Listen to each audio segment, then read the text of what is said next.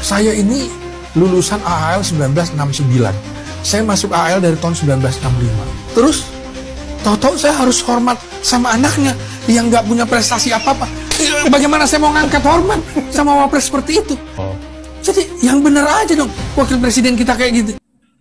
Lingkungan menentukan karakter seseorang, ya. Pertemanan juga menentukan karakter seseorang, sifat dan pola pikir. Dengan siapa dia berteman. Kalau dia berteman dengan seorang penipu, tentunya dia akan bersifat untuk melindungi si penipu itu. Artinya apa? Dia bagian dari seorang penipu. Kalau dia berteman dengan orang-orang barisan sakit hati, tentu dia akan kebagian apa? Sifat-sifat dari orang-orang yang punya pikiran barisan sakit hati. Tetapi kalau dia berteman dengan orang baik, setidaknya dia berpikir untuk tidak berbuat kejahatan, ya. Karena apa? Karena ketika dia berbuat jahat, orang-orang baik ini akan menegur dia dan itu membuat dia merasa malu, ya. Ya. Dan kalau ada orang jahat berteman dengan orang baik, pasti kalau bukan orang baik yang jadi jahat, ya, ada juga orang jahat yang menjadi baik, tergantung kuat-kuatan karakter. Nah, dalam hal ini si Jenderal Purnawirawan ini adalah punya prestasi yang sangat luar biasa memang, ya. Kalau kita lihat dari histori dia, ya, seorang Jenderal Purnawirawan, ya, bagian Angkatan Laut. Kenapa dia berbicara saya ini lulusan begini begono? Dia berbicara di lingkungan orang-orang, ya, di mana teman-temannya itu juga barisan yang tidak memilih si Gibran sebagai wakil presiden. Nah, di sini saya lihat kalau dia berbicara pada saat pencalonan itu masih bisa kita terima. Tapi kalau dia berbicara saat ini, ya, itu artinya apa yang dia sampaikan itu adalah penghinaan bagi para pemilih daripada Prabowo Gibran. Kita juga tidak memaksakan dia untuk menghormati Gibran, ya. Dia tidak perlu menghormati Gibran kalau Gibran sedang lagi tidak berdinas atau bertugas, atau bisa dikatakan pada saat Gibran itu sedang cuti. Kita tidak memaksakan dia menghormati itu. Dan kita juga tidak mau memaksakan dia untuk menghormati pribadi Gibran.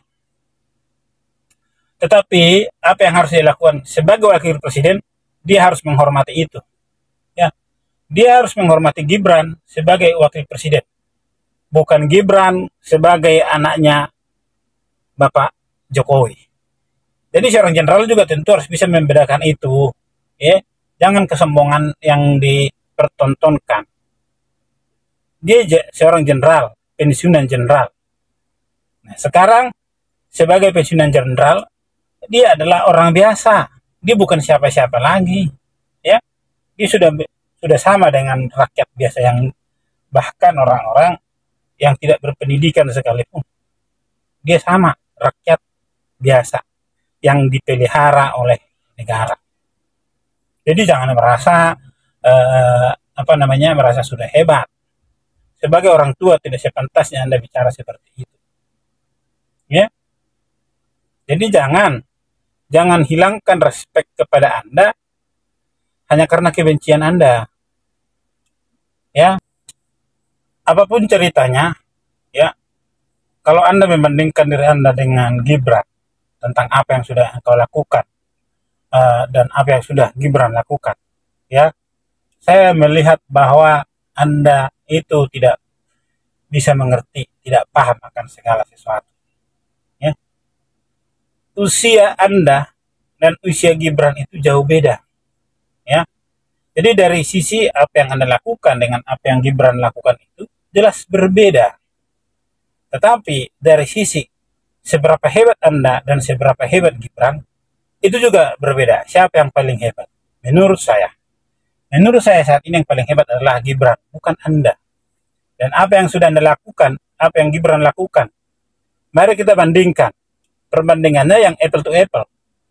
Apa yang sudah Bapak lakukan, apa yang sudah bisa Bapak kerjakan di usia saat usia Gibran. Nah, itu perbandingannya. Ya, oke. Nah, biar apple to apple, Pak. Jadi usia 37 tahun. ya, di bawah 40 tahun. Apa yang sudah Bapak lakukan?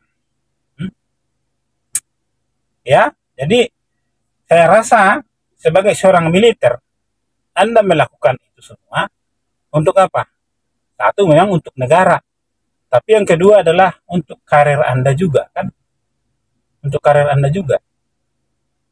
Nah, kemudian apa yang dilakukan oleh Gibran pada saat dia masih berada di bawah usia 40 tahun?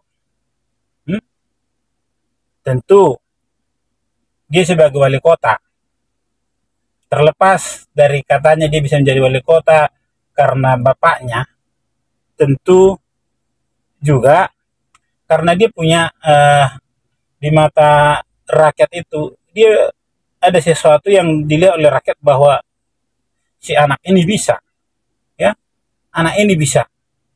Dan memang benar, saat menjadi wali kota, dia bisa. Ya. Dan kemudian, terlepas juga dari niat Prabowo menggandeng Gibran supaya menang di Pilpres kemarin, ya, itu juga sesuatu bisa dibilang apa namanya, gambling lah, ya. Tapi kalau memang rakyat tidak suka, ya pasti tidak suka. Mau siapapun Prabowo, mau siapapun Jokowi, ya, kalau rakyat tidak suka terhadap Gibran, pasti tidak pilih Gibran. Sebagaimana yang Anda lakukan, kan? Anda tidak suka Gibran, Anda tidak pilih Gibran. Ya. Jadi jangan bilang juga semua ini gara-gara Jokowi. Ini juga orang karena suka sama Gibran, makanya mereka pilih Gibran. Jadi kalau sekarang Anda bilang Anda tidak harus menghormati Gibran, jangan hormati Gibran sebagai anaknya Jokowi, tapi hormatilah dia sebagai wakil presiden yang dipilih oleh rakyat 58%. Dan itu yang harus Anda hormati. Paham?